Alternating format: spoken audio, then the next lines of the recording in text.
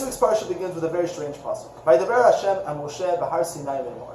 Hashem spoke to Moshe at Har Sinai. Now, at first glance, if we read this pasuk out of context, it's not so strange, because really they were at Har Sinai. They had not yet left, and they're going to be there until the middle of Bamidbar. And Hashem is telling Moshe all of the halachot, all of the mitzvot that they're going to learn at Har Sinai. What's strange is that we haven't heard that name for almost an entire sefer. All of Sefer Vayikra has been mitzvot that Hashem has been giving to Bnei Yisrael. However, only for the mitzvah of Shemitah, the mitzvah of leaving your land and not working it for an entire year, that's the mitzvah where we're told that we're actually at Har Sinai. Why is it that here that the Torah decides to remind us the location of this mitzvah? Rashi, on this pasuk, says, what it's trying to teach us is that all of the rules that we're told at Har Sinai have two parts to them. There's the klalot and there's the pratot. There's the specifics and there's the grand ideas. And this pasuk is coming to tell us, even though you might think that only the general ideas were taught at Har Sinai, really all of the mitzvot, both the general ideas and the specifics, were told to us at Sinai. The problem is that hasn't yet answered our question. Why is it that here, by Shemitah, does the Torah decide by the 7th year to bring in this idea of putting together the grand ideas and the details into one mitzvah?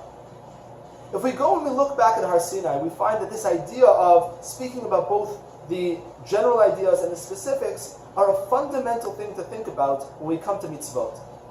In general, the mitzvahs are very, very detail-oriented. But we have to remember that behind all of these details is a grand idea, a bigger picture, a purpose, meaning that the details are meant to express in a finite way. The Yerushalmi explains that the Torah was given a black fire on a white fire. Meaning, if you look at any Sefer Torah, we have the black letters, but there's also the white page behind it. Not only the letters that we understand, the details that we connect to, not only are they important, but actually every aspect of Torah and the grand ideas behind the Torah are just as important and maybe even more important. The Torah is built up of two levels. There's the general ideas, the big ideas. There's also the way that you express those ideas in a tangible way. The klalot and the pratot. Now, the issue is that in general in life, it's very, very hard to actually take these big ideas and to put them into general details. And sometimes it's just hard to see how the general details of our everyday life, and the mitzvot especially, how they fit into the big picture. The mitzvah of Shemitah gives us both of those aspects. And that's what Shabbat, both the Shabbat of time, the 7 days, the Shabbat of the months and the years that we spoke about last week, and the Shabbat of the land that we're speaking about in this week's Parsha, express this idea very, very well. When we only think about big ideas, we become very, very removed from this world. That's Shabbat. And we don't have time we have time to think about the big ideas, but we're not actually implementing them in a practical way. Come Shemitah, come Shabbat, and tells us, take one day off to think about the big ideas.